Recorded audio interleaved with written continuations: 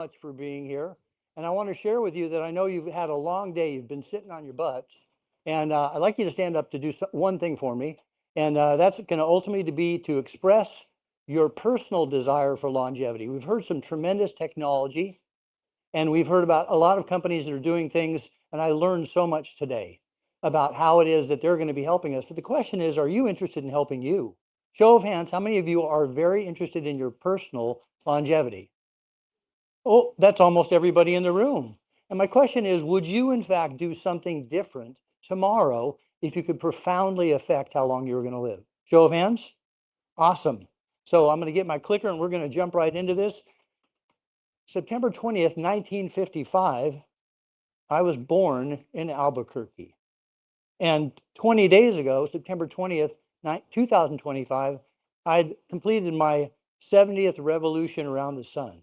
Isn't that interesting? Yeah. So this is a little bit of part of my birthday celebration. And I would share with you that with every trip, 584 million miles, I've actually traveled 40.8 billion miles. And you know, in order to do that, I had to travel 66,667 miles an hour for my entire life. Did you know that you accompanied me for as long as you've been alive? Isn't that interesting? We're moving at 66,667,000 miles an hour. And you ask yourself, can you feel the wind? No, because the wind is moving at the same speed as you. Isn't that interesting? So not everything about your experience on planet Earth is actually something that you can feel. We're going to do in a second here, hopefully something, let me see if I can get this clicking here. It's not getting my slides. Can we cue that up? Right clicker, wrong clicker?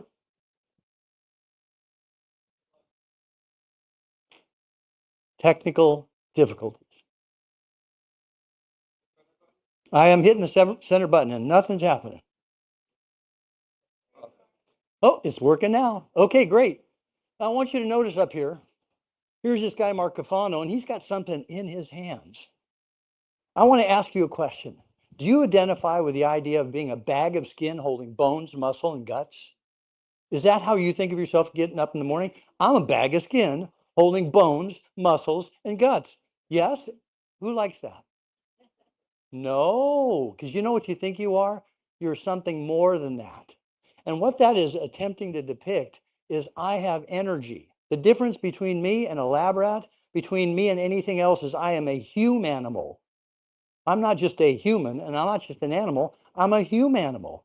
And that beautiful thing has a spiritual component to it. Now, I'm not talking about spiritual like in religion, I'm talking about the energetic being that is you. Does that make sense? So without getting into all the gory details, we're going to talk a little bit about being a hyperager and being a longevity advocate. I'm clicking my thing and it's still not going. There we go. Okay. Couple things. First of all, I don't give advice. And you're going to find in the world of longevity, a lot of people are going to want to say to you, here's what you ought to do, here's what you ought to exercise, and here's what you ought to take. I strongly recommend you do not listen to them. And importantly, I would share with you, I'm only telling you about my journey, which is actually to thrive to 150 years of age. Now, the word thrive versus live, that connotes something, does it not? I don't want to end up in a wheelchair. I don't want to be feeble. I don't want to have no mind. I want to get to 150 years of age and actually be vital. Now, in your mind, do you know any 100-year-old beasts? Show of hands. No 100-year-old beast. Why is that?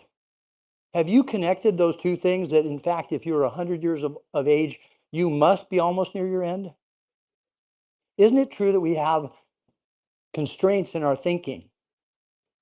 Constraints that would actually suggest to us if we've not seen it before, we can't believe in it. Well, I have to tell you, you've probably heard the term biohacker. I'm a mind hacker. I have hacked my mind to be 100% confident I will actually live to 150 years of age. And I would also tell you that while I appreciate all the tremendous technology that's been talked about in this room, I believe that with your mind, you can do profound things. How many of you believe you can do things with your mind? Correct. And lastly, I want to suggest to you that this crowd is actually giving me energy. We are all connected. I'm not just talking on a stage. We're all in a room and we're giving each other energy. Is that not true? No, no? Okay.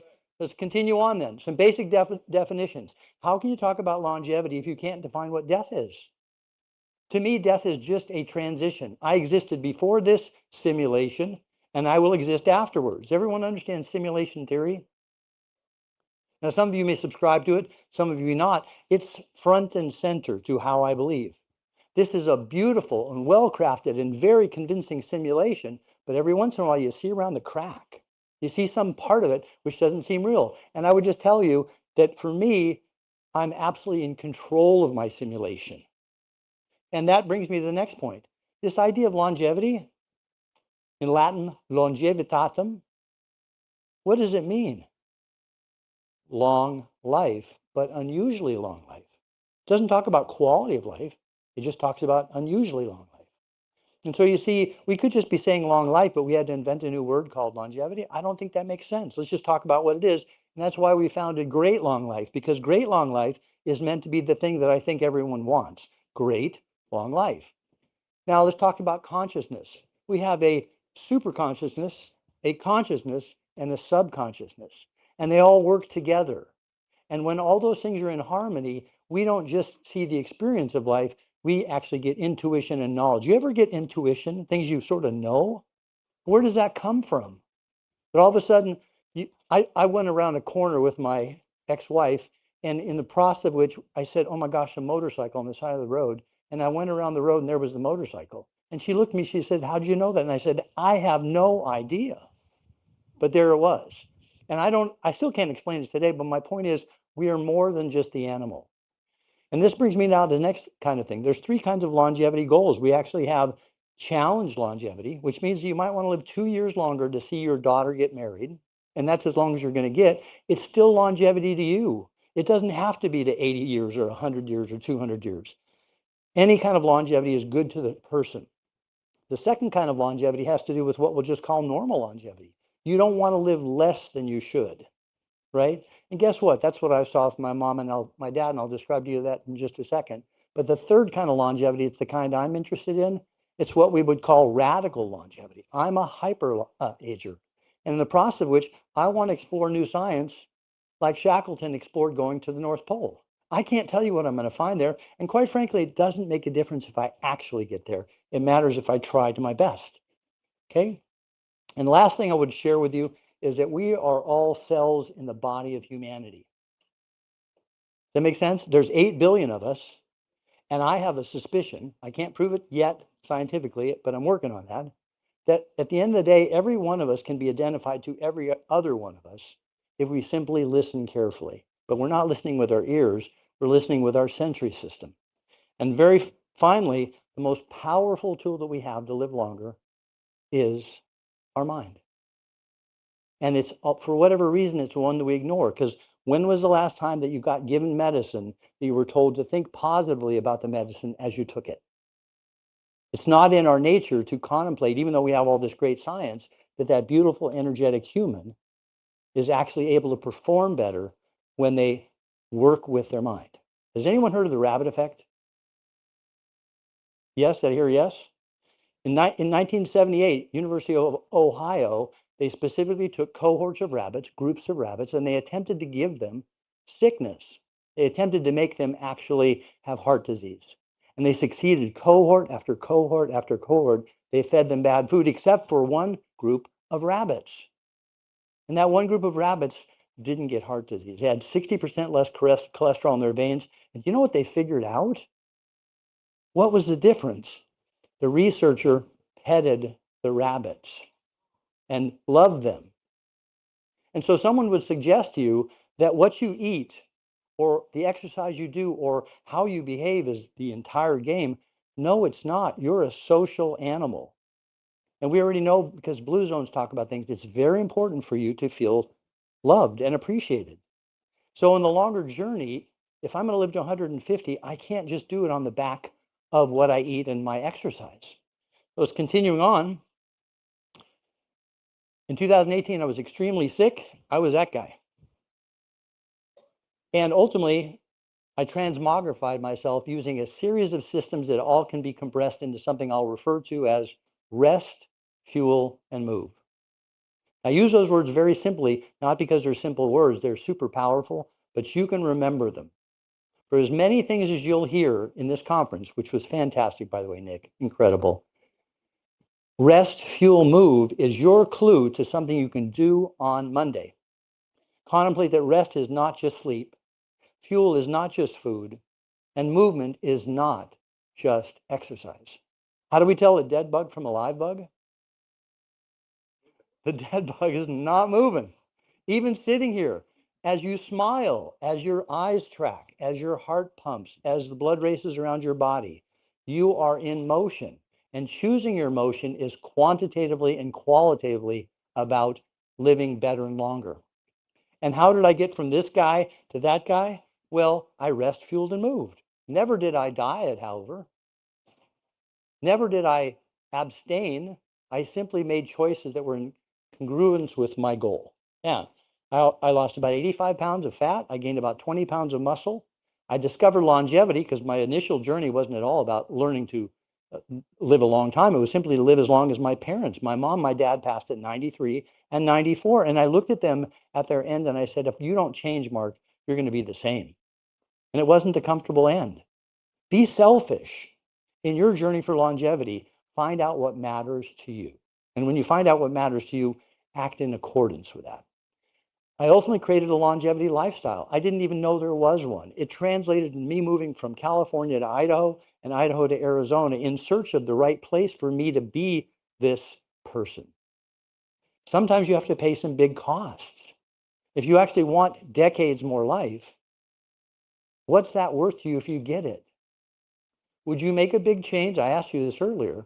Would you make a big change in your life if actually you knew that you could get decades more?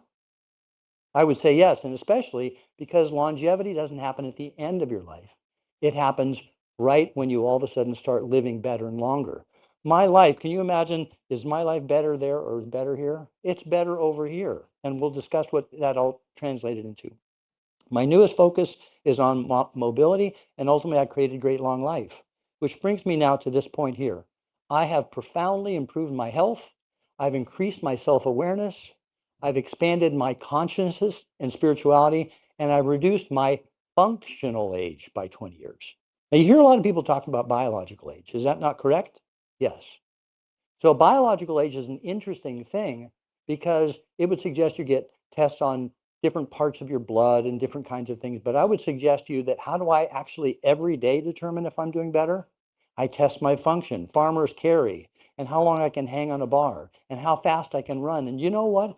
I have found that I'm doing better than I ever did.